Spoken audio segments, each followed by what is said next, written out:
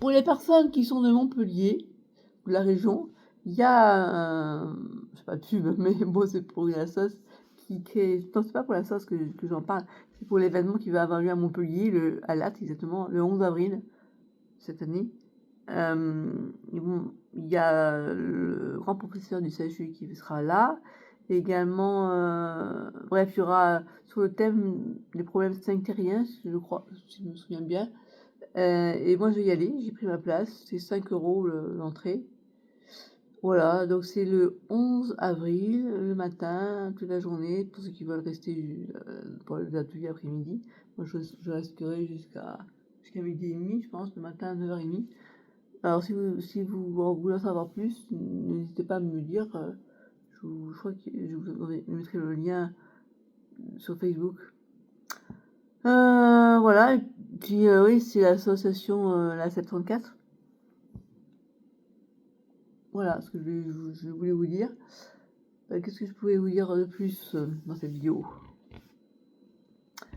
Ouais, il y a une idée qui m'est venue en tête hier ou avant-hier, je sais plus. Je me disais, tiens, faudrait que je fasse une vidéo sur le sujet.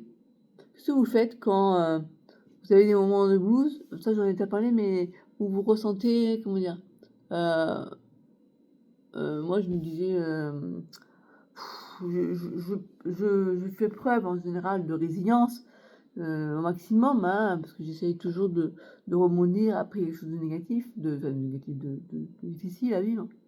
Mais il y a des fois, là, ce qui est en plaque, ça me saoule, quoi, clairement.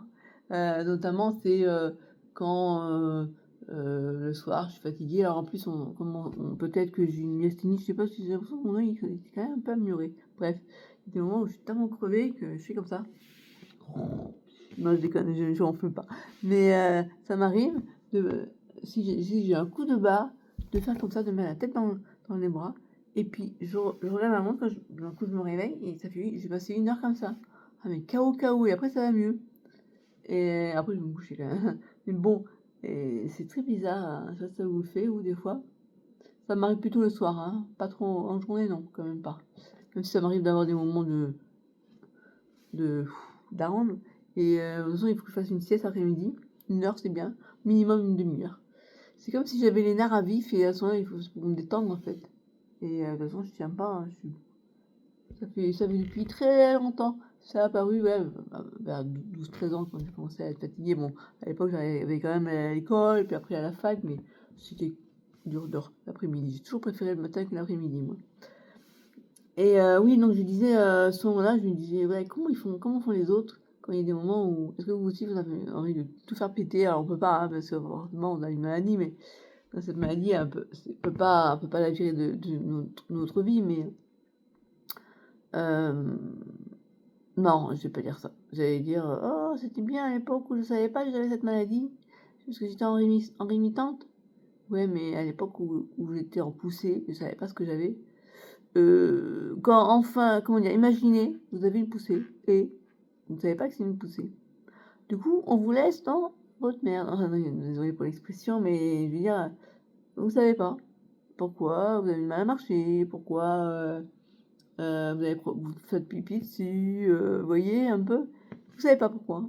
Et alors vous avez votre médecin, il vous dit, bah on fait une SCBU, pas d'infection urinaire. Bon, puis au bout de 15 jours, ça a passé, parce qu'au début, ça se passe comme ça. Quand on est en rémitante, ça passe. Ça peut durer, voilà, 15 jours. Et donc, pendant longtemps, comme ça, j'ai vécu des poussées, sans savoir que j'étais en poussée. Mais j'étais encore debout. Enfin, je peux encore me lever, mais c'est difficile. Je pouvais marcher, je savais pas. Et cette insouciance, finalement, quelque part, que j'ai vécu pendant 26 ans, avec le recul, je me dis, finalement, est-ce que j'aurais préféré qu'on me dise tout de suite que j'avais une sclérose en plaques? En plus, à l'époque, il n'y avait pas de traitement de fond, encore moins ce qu'il y a maintenant, hein. À l'époque, quand ma CEP a été diagnostiquée en 2007, c'était le début des traitements de fond. Et en France, parce que c'est parti d'Israël, la Copaxone, après l'interféron et Copaxone, c'était les 2 premiers traitements qu'on m'a proposés. Donc il n'y avait que en injection. Et du coup, bah, ça fait depuis 2010 que je fais la Copaxone et je continue, même si je suis passée en phase progressive. Et donc, je me disais, bah, finalement, ouais, il y a un côté qui était difficile, hein, parce que quand on a une sclérose en plaques avec des poussées, et qu'on a des poussées imaginez, on vous dit: «Ah non, pas de boulette de cortisone pour vous, non, non, vous allez rester avec votre poussée jusqu'à ce que ça finisse toute seule. Voilà, c'est comme ça». C'est pas forcément évident, même si, faire des boules de cortisone, c'est pas évident non plus, hein. Moi, je les supportais très mal, donc et et après, bah, sinon, bah, maintenant, j'ai plus les poussées, même si je continue la compaction pour éviter d'en avoir justement, parce que si j'avais une poussée, qui arrive comme ça, de manière opportune, après je ne récupérerai pas. C'est ça la différence avec, la rémitante et la progressive, c'est que la progressive, c'est comme ça et si on a une poussée, et ben ça redescend pas, ça reste là-haut ou ça redescend peut-être un petit peu, mais voilà et ça continue, ça continue, ça continue. Donc on va éviter les poussées. Mais voilà et donc des fois, la fois quand je parlais, je faisais une vidéo sur la maladie telle mortelle, je dis: «Non, elle est pas mortelle». Oui, c'est ce qu'on nous dit, hein, bien sûr. Parce que la plupart du temps, c'est pas mortel, c'est pour rassurer les gens, mais quelque part, des f je disais: «Ouais, c'est pas mortel», mais des fois, si tu es vraiment, vraiment, vraiment bien atteinte, tu dis: «Ah bah, je voudrais qu'elle soit mortelle, au moins comme ça, je vais pas traîner, des années avec, étant, vraiment, grabataire». Alors bon, c'est pas encore mon cas, hein, mais ce que je veux dire, c'est qu'il y a des fois où, bah, il y a une part d'autonomie qui est difficile à vivre quand le soir tu es tellement fatigué, tu te dis: «Est-ce que je vais arriver à me lever si je vais aux toilettes? Je vais arriver à me lever des toilettes? Ouais, mais si je vais pas aux toilettes, est-ce que j'ai envie de faire dans une couche? Pas vraiment, non». Enfin je me dis: «Mince quoi, tu c'est un peu ta dignité quoi qui est atteinte». Enfin, on se sent pas très bien quoi, on va dire franchement. Et alors, imagine quand tu as fait ta vie, tes enfants, tu as un mari ou une femme, et bon, tu as quand même vécu des choses, et là tu te dis: «Mince, il y a eu l'inceste sexuel plus la sclérose en plaques, ça f plus l'anorexie pendant 30 ans, mais il reste quoi?» Et ben à 57 ans, tu te dis: «Bah ouais, tu as pas eu d'enfant, tu as pas eu vraiment de de compagnon sur qui qui puisse t'aider, traverser tout ça toute seule, comme grande». Mais là, tu te dis: «Ouais, enfin, j'allais dire en fin de ta vie, ouais, bon, j'espère quand même que c'est pas encore ma fin de vie, mais bon». Tu te dis: «Qu'est-ce qui me reste?» «Mais il me reste pas sclérose en plaques». «Ouais, super». Donc il faut vraiment avoir beaucoup, beaucoup de force mentale pour arriver à tenir et quand je disais: «La maladie est pas mortelle», donc encore une fois, c'était surtout parce que déjà, c'est ce qu'on nous dit, hein, et c'est vrai par rapport à la SLA, SLA, c'est j'ai ma mère qui en est morte, ça a entre le diagnostic et son décès, il y a eu 3 mois, 4 mois. Bon, en général, c'est un peu plus long. Mais personne ne souhaite avoir une sclérose en plaques, heu,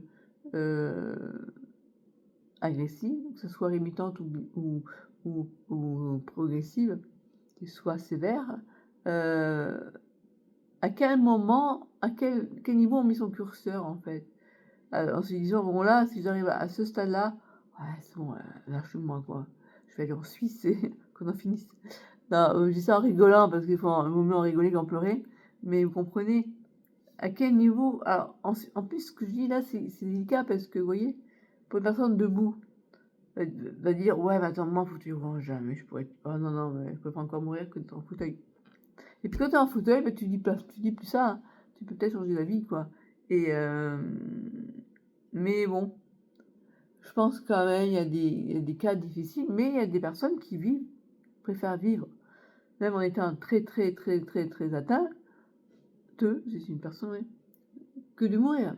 Il y a des cas, il y a eu cette personne qui avait la SLA et qui a vécu des années en pouvant juste bouger les yeux, pour se faire comprendre, enfin, c'est et pourtant il a fait écrit des livres, enfin il a si on lui avait demandé, je pense qu'il aurait dit: «Bah non, je préfère vivre que mourir, quoi». Et donc c'est délicat tant qu'on n'est pas dans la situation, on peut toujours parler, mais en tout cas, hem, c'est clair que comme dans le film La vie n'est pas un long fleuve tranquille, mais je dirais que la sclérose en plaques, on va pas en parler de la même manière quand on est dans le moment où on n'a pas de poussée, où tout va bien et au moment où on est en poussée ou au moment où où on est fatigué et ça me rappelle quelque chose, ouais. Désolée, je prends un peu d'eau.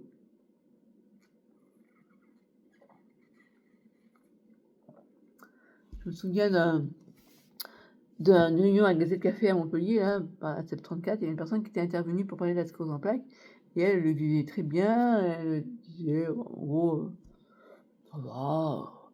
Et moi, je suis là, je lui dis, ouais, non, mais attends, toi, tu parles de quoi, là? Tu parles de sclérose en plaques rémitante. Ok, ça va. D'accord. Dis, toi, ça va. C'est ton témoignage. Ne dis pas, ouais, ça va. C'est comme le, le neurologue qui dit, ouais, moi, de toute façon, hein, la sclérose en plaques, c'est pas une maladie grave. Pour moi, une maladie grave, c'est vraiment t'as une tumeur au cerveau. OK, OK. Je crois que quand même, tu m'as placé, toi, neurologue, pour dire, c'est pas une maladie grave de ton côté à toi, mais soit dans la peau d'une personne qui a une sclérose en plaques, voilà. À mon avis, tu ferais mieux de prendre des précautions quand tu parles de la maladie. Non, c'est pas une maladie grave. Ah, et je me souviens de ça, c'était le jour bah voilà, on avait diagnostiqué la maladie depuis peu de temps, donc ma mère, ça l'a rassurée. Ouais, t'es pas, elle a dit que c'était pas grave. Ouais, mais c'est un neurologue. C'est quand on dit, pour avoir une vie normale, ouais, ok, avoir une vie normale. Oui, on peut. On peut aussi ne pas. Voilà, bref. Ah bah voilà. Je vais m'arrêter là. Et est-ce que je vais vous dire, est-ce que ça m'intéresse que je vous fasse des petites vidéos marrantes un peu, voilà, parce que bon, c'est bien parler là, ça comprend pas, et puis de temps en temps, une petite vidéo qui sort de l'ordinaire. Là, je suis un petit peu dans un mood où j'ai envie de, pas de faire l'imbécile, non, c'est pas ça, mais proposer des choses un peu. Le printemps qui arrive, là, ça me fait plaisir, donc j'ai envie d'être un peu joyeuse. Voilà, on va dire ça comme ça. Donc si ça vous intéresse, vous mettez un ouais, ouais, plein de likes et je vais comprendre que c'est ok. La prochaine fois, je ferai une vidéo marrante. Peut-être que je vais ressortir mes marionnettes ou pas, on verra. Voilà, à bientôt. Faut que je parle comme ça, je sais pas. Bonne nuit les petits.